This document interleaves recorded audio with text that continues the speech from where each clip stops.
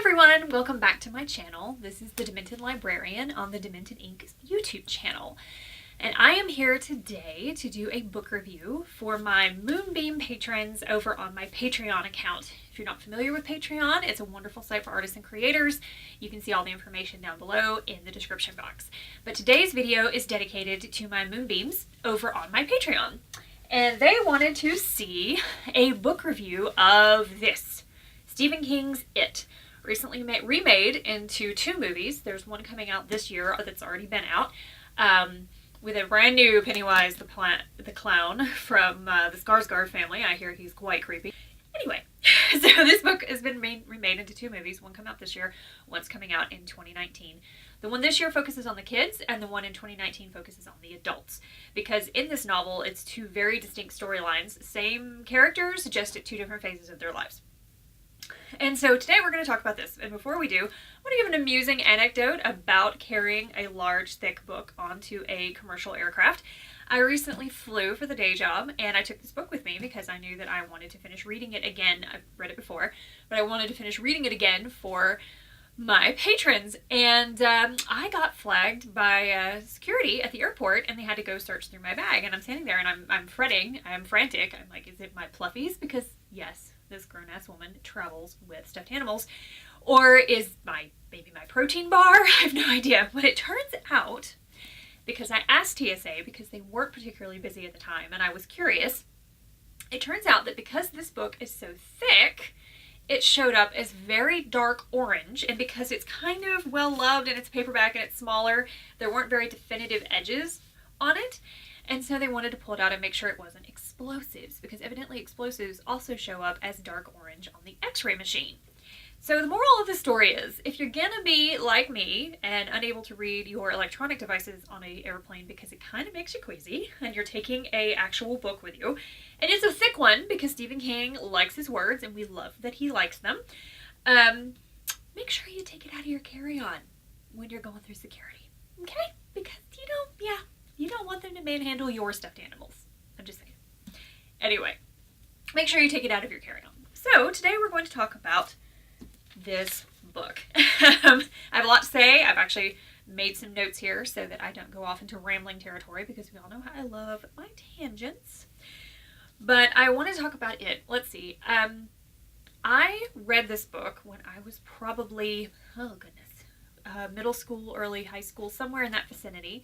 I was on a huge Stephen King kick at the time. I was going through everything the man had ever written up to that point. And this actually, then I remembered it very fondly as being one of my favorites. And the wonderful thing about your favorite books is that if you wait a few years, you can't quite remember every single thing that happened. And you go back and it's like revisiting an old friend, which is exactly what happened when I went back and read this again. It was wonderful. Let's go ahead and do the preliminaries and read the inside cover jacket, because this particular copy just has a lovely picture of Stephen's face. We're on a first name basis. Stephen's face on the back, and and of course Pennywise the Clown on the front. So let's see. It says, "Welcome to Derry, Maine. It's a small city, a place as hauntingly familiar as your own hometown. Only in Derry, the haunting is real." They were 7 teenagers when they first stumbled upon the horror.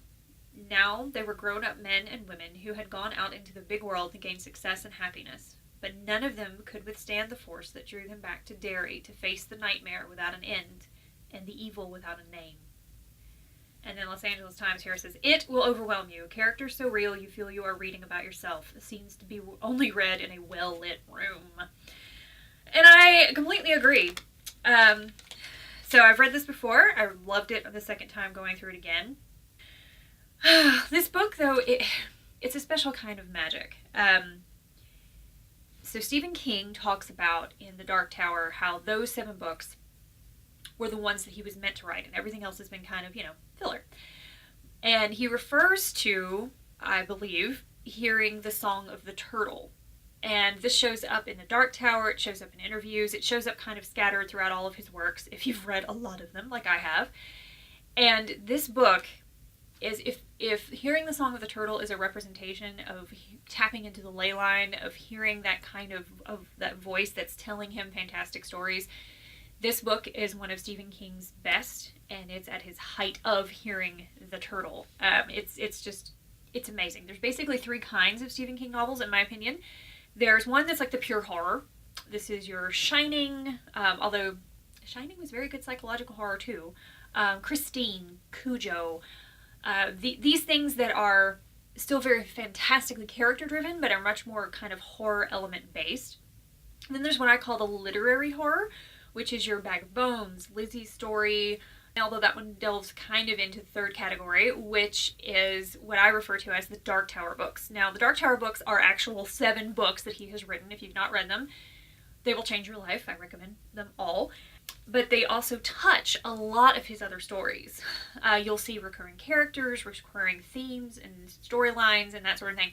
And this book, I can tell, reading it, is definitely connected to the Dark Tower. So I would definitely I would categorize this one as a Dark Tower-esque book, and it's definitely a great combination of his literary character-driven horror and the pure Shakti, emotive, inspired novels that he has written. The writing itself, beautiful, rich, detailed.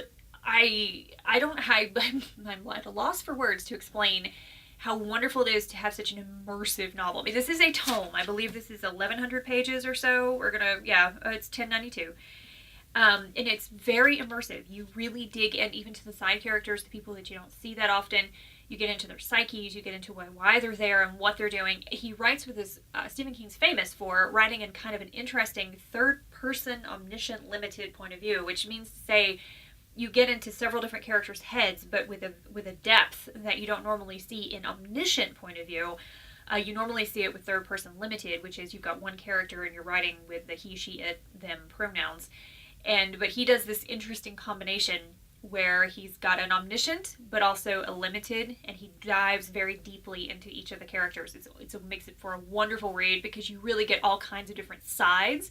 So you're in the bad guy's head, you're in the good guy's head, and you really develop sympathy, or at least an understanding for your antagonists, and a real love for your protagonists. It's the kind of details in this book that are so good it hurts.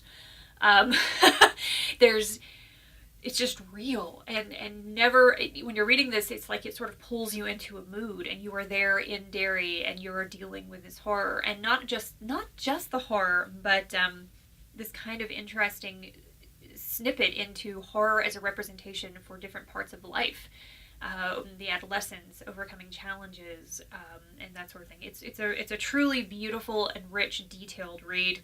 King's characters are always strong. In my opinion, he's probably, if not one of the best character writer in the 20th, 21st centuries. His characters, they're you. They're absolutely you, and you really feel them and understand them and empathize with them, and you emote with them, and you go through it with them, and you are there. And the characters are what does that. I mean, he has so many books with so many fascinating different characters, and they're all different and diverse. And in this one, we get 7 kids, and we get those 7 kids as adults, and then we get a handful of bad guys, and we get some history of the town. We get some side characters with fascinating stories to tell. We get monsters, and of course Pennywise the Clown, which isn't always a clown. Spoiler. So it's a very interesting read. And also I really want to talk about too about how this book was written in 1985. And I love that it was written then because I feel like it could tap into some themes that I'm not so sure we would be very comfortable publishing or letting anyone really, dig into it quite as deeply. I mean, he deals with racism in a very just completely straightforward manner because his characters are dealing with it, and the children are dealing with it and learning what it means. You've got a Jewish character, you've got an African American character, you've got one girl and a set of 6 boys, and how her femininity affects the rest of them, but also how she gets labeled and persecuted because she's one girl among many boys, and what that means. Because the early part of the book is set in the 1950s, the latter part of the book is set in the 1980s, and then the differences therein and what it's shown, but then also how much didn't change in those 30 years. And it really deals with hate between people and among groups. It deals with how fear can really cause terrible things to happen, and it can infect one person to the next. I love that in this particular case, the evil that is there, there's some very wavy lines between, is it the actual evil, or is it just the evil that's encouraging what's already in people, and why it's there, and because of fear and differences and not being able to communicate or talk or have real dialogue. It's a really fascinating trip through the 50s and the 80s, but also what's still pervasive in our culture today. There's some underage sexuality. There's some there's violence. There's a domestic abuse. It's not a light read, literally or metaphorically. It's a heavy book, and it's also a heavy book, but it's worth it. It's because I feel like when we have these stories out there and we're reading them and they're popular and they're on the movie screen and they're in your house and your kids want to read them and your parents want to read them, it really gives the opportunity to discuss these issues in the context of a book, but then also let you dive into how you feel and what your experiences are and be able to share them among your peers and in classrooms, I hope. And it's a really fascinating read on all kinds of levels, from the sociological, interpersonal, psychological, horror, literary, and everything else. It just really came together. So I think, ultimately, the almost honest praise I can give this book is that this one matters. I don't know if there's any higher praise than I personally can give something, and that if somebody asks me, give me a book that's good and that matters, I might turn to some literary fiction, I might turn to some very famous novels, but this would definitely be on my list in the top 100 of the book, because I've read a lot of books. But this one matters because it helps have honest conversation with people, and it's not afraid to offend, it's not afraid to take risks. And in doing that, it allows for actual intimacy and conversation to happen among people, I hope. I highly recommend reading the book in addition to watching the movie. I have not seen the newest movie because I like to watch horror with the ability to mute and also to fast forward and rewind. I've seen horror movies in theaters before, and it mostly ended up with me sort of curled up on the floor and whimpering. So I love horror, I do, but I like it when I have a little more control over it, imagine that. So I'm waiting to see the newest movie in the comfort of my own home, hopefully right about the time. Also, another reason why I didn't want to is I fully anticipate that the first movie will be coming out right about the time the second one's hitting the theaters, so I'd like to see them back to back and be able to put it all together. I would love there to be a 4-hour cinema experience with an intermission like there were in the old days, but apparently, I guess, and then Hollywood's kind of granting my wish. They're just making me wait. Oh, there's a long intermission. A couple of years, but anyway, I'm willing to wait.